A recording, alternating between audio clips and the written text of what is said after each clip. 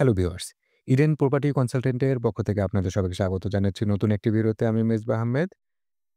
আজকে আমরা এই ভিডিওর ২য় পর্বতে জানবো সাবকবলা দলিল কত প্রকার ও কি?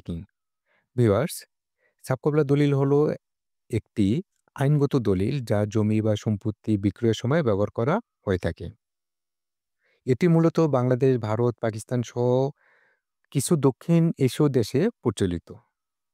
এটি একটি বিক্রয় দলিল যেখানে বিক্রেতা ক্রেতাকে সম্পত্তির মালিকানা সত্ত্ব অর্থাৎ ওনারশিপ হস্তান্তর করে থাকে এবং ক্রেতা তা গ্রহণ করেন।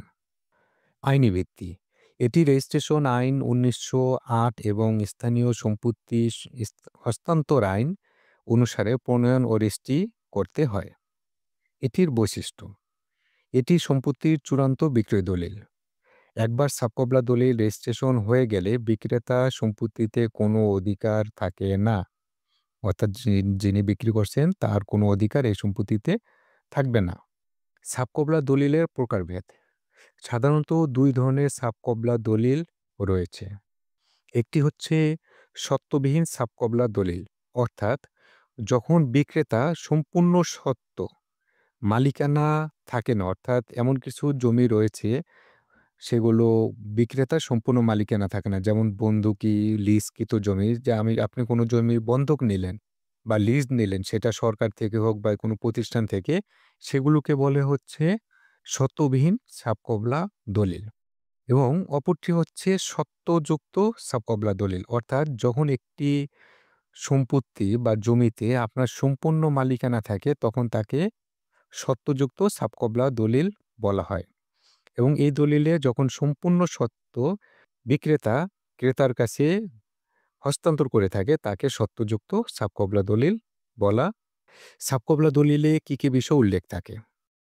বিক্রেতা ও ক্রেতার সম্পূর্ণ নাম, ঠিকানা এবং তাদের ভোটার আইডি কার্ড, জাতীয় পরিচয়পত্র সেটির বিস্তারিত উল্লেখ করা থাকবে। এবং সম্পত্তির স্পষ্ট বিবরণ, যেমন জমির খতিয়ান, দাগ নম্বর, পরিমাণ এবং জমির চৌহদ্দি অর্থাৎ জমির অবস্থান ইত্যাদি আরও বিষয়গুলো উল্লেখ করা হয়ে থাকে। বিক্রয় মূল্য ও অর্থ প্রদানের পদ্ধতি এটাও উল্লেখ করা হয়ে থাকে, অর্থাৎ আপনি মোট কত টাকায় বিক্রি করতেছেন এবং টাকাটা কিভাবে দিচ্ছেন, নগদ নাকি ব্যাংকের মাধ্যমে তাকে দিচ্ছেন টাকাটা, সেটাও উল্লেখ করা হয়ে থাকে।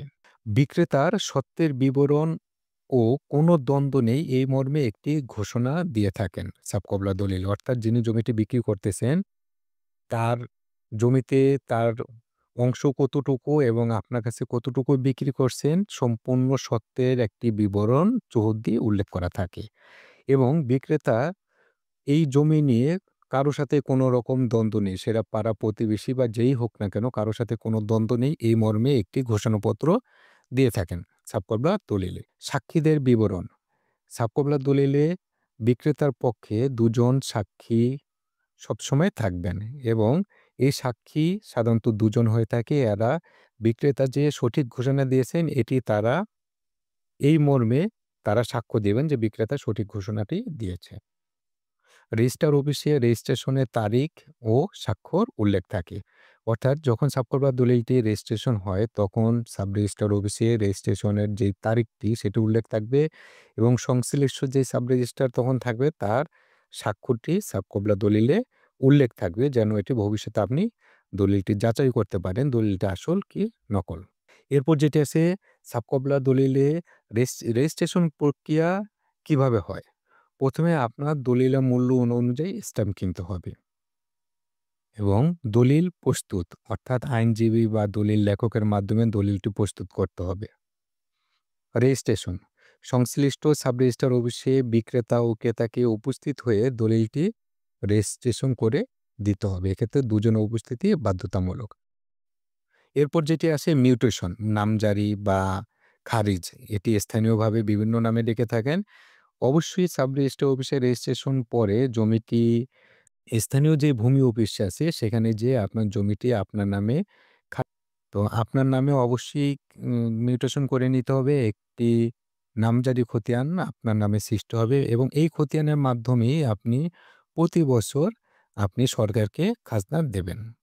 সাবকবলা দলিলের গুরুত্ব: এটি সম্পত্তির আইনগত মালিকানা প্রমাণ করে, ভবিষ্যতে বিরোধ এড়াতে এটি সাহায্য করে। ব্যাংক লোন বা সম্পত্তি হস্তান্তরের জন্য ভবিষ্যতে অবশ্যই সাবকবলা দলিলটি গুরুত্ব সহকারে সংরক্ষণ করে রাখতে হবে। তা ভিউয়ার্স, এটি আজকে এতটুকুই। এ ধরনের ইনফরমেশনমূলক নতুন অনেক ভিডিও আসবে আমাদের চ্যানেলে এবং আমাদের চ্যানেলে আরও অনেক ভিডিও আছে। আপনারা চাইলে সেগুলো ঘুরে আসতে পারেন। তা আজকে এতটুকুই। পরবর্তীতে নতুন কোনো ভিডিও নিয়ে আবার আপনাদের সাথে দেখা হবে। ততক্ষণ অবধি সবাই ভালো থাকবেন।